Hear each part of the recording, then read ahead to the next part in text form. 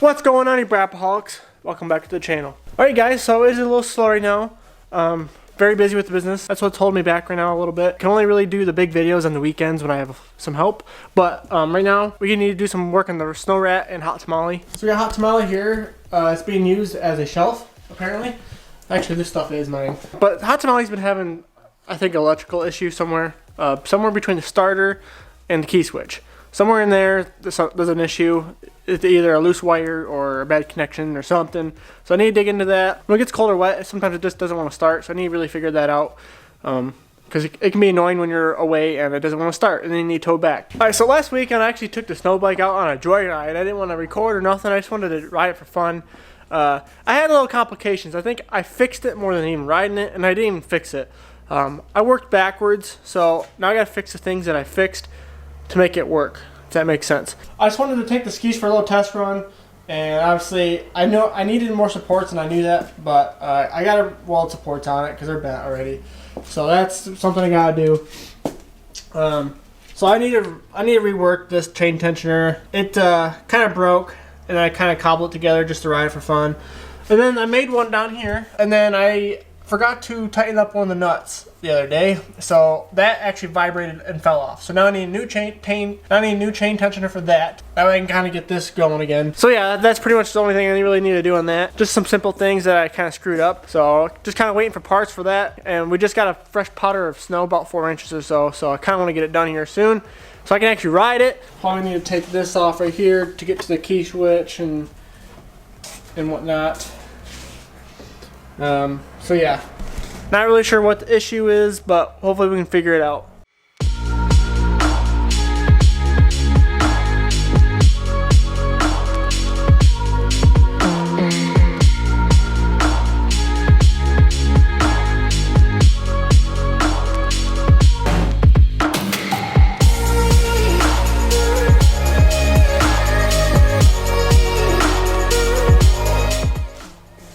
Alright, so I found the solenoid right here.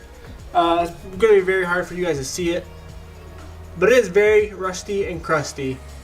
So it's possible that the solenoid is bad too. So honestly, the easiest thing to do is just see what is and what is not getting power. So I'm going to use this multimeter and just track down where the power is going to. So from the key switch to the solenoid, from the battery to the solenoid, and then we'll start with that, and then if there's power at the solenoid while turning the key switch, then we'll see if there's power going to the starter. If there's power going to the starter, that means the starter's bad. I just bypassed the solenoid using a screwdriver, so the starter is engaging, it's working fine. Using the multimeter, I'm getting power to the solenoid, but I'm not getting power away from the solenoid when I turn the key switch.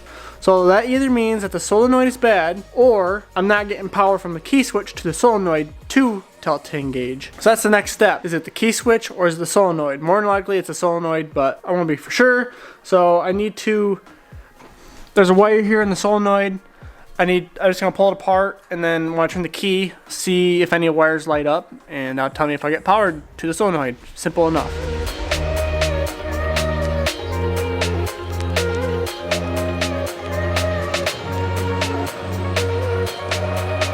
So I thought the solenoid was originally bad, but I actually hooked a different battery up to the solenoid to actually activate it so I got rid of the key switch entirely. Solenoid fired right up. So a solenoid's not bad.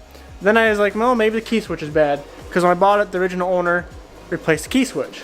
So I took it off, bypassed the key switch.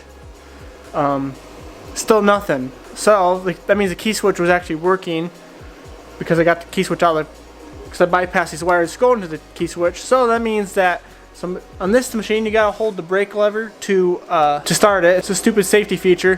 Thanks, Polaris. Totally needed that. I was squeezing it. I noticed that the brake lights weren't lighting up. Got looking to the master cylinder on here, and sure enough, there's wires going to it.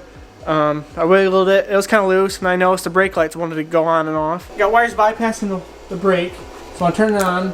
See, now those are brake lights. If I were to pull the wires off, it'd be just running lights, but so that means that either this was just loose or the master cylinder is bad. So I gotta try to get this back on to the master cylinder, which is way down in there. Of course, I got I got this fuse harness in the way, and then I got this main wire harness down in there that you can't move out of the way.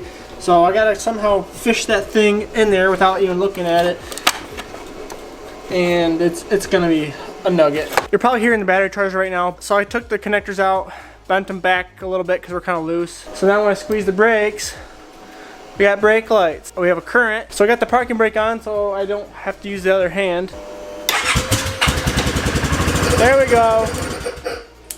That was our issue. A loose wire. That's why I had a jump on it weird, because it was kind of like wiggling the wire inside. So we figured out the problem. Took about an hour and a half, but we did it. At least it wasn't something I had to replace, so that's always a win. Now I'm good to go. Now we can ride it while we get the snow bike worked on.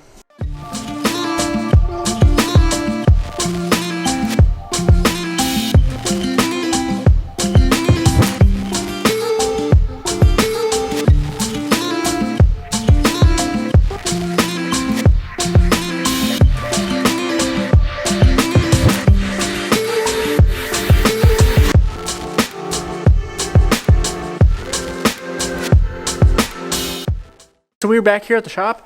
Welder's still out of gas, so I gotta borrow the farm's welder.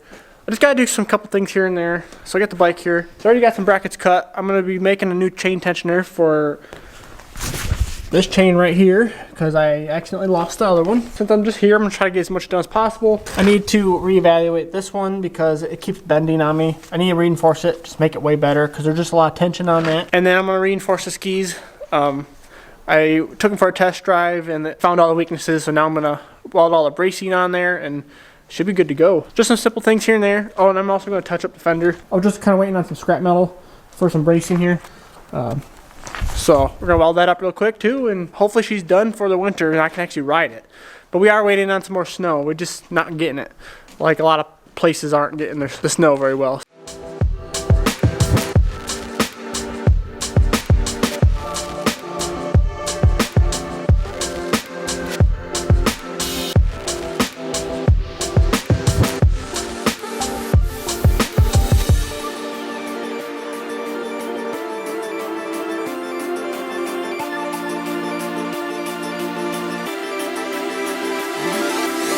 Now that I professionally welded everything back together, I'm gonna start working on the chain tensioner now. Oh yeah, much professional. Look at those. And this, very professional looking. And this, professional looking.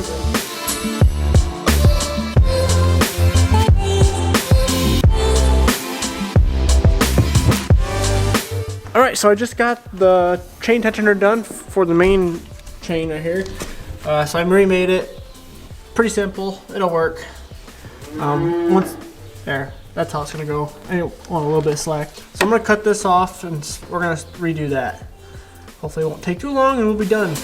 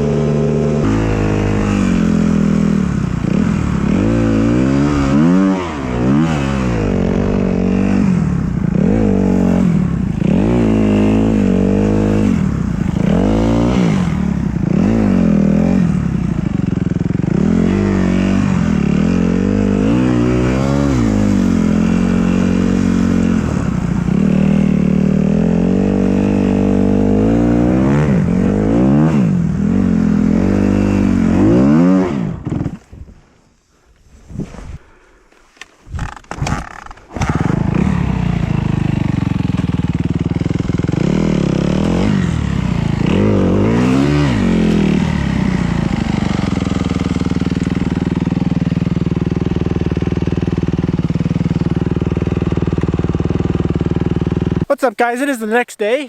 It's a beautiful day out. It's about 30 degrees out right now. Sun is shining. It just feels amazing. The snow is starting to soften up a little bit. It's not the perfect snow biking weather, but I really wanted to get out and just really ride it. I found another complication. So I'm out here in my field, and I just wanted to hit these jumps because it's really fun. I hit this bank really hard. And as you can see, the snow bike's kind of angled back, and I thought I bent something, but actually what happened is I hit it so hard that this joint right there, instead it's supposed to be out like this. I hit it so hard where the front end kinked down, and now rather than the bar holding itself up, it is now pivoting the bike up like this. So my angle changed here, and now it's kind of screwed me up. I can't get it. I have to drive it home, take this bolt out, lift the bike up, and then put the pin back in, because there's no way I can jam that back outwards. So everything's changed. Now since it's up more, now that the back end's up more, this chain's loose. So driving home is gonna suck. Alright guys, so I did figure out the problem. It wasn't that my elbow overbent. What happened is my frame bent right here. It was actually twisted. So that is my issue. So I'm gonna have to do some thinking about what to do to fix that. Do I want to bend it back and reinforce it, or do I want to actually add a pivot there and then an adjustment bar to adjust the track properly? Gotta do some thinking. But anyways, I hope you guys enjoyed this video. Please leave a like and subscribe. Channel's starting to take off, so I really appreciate it, and I'll see you in the next video.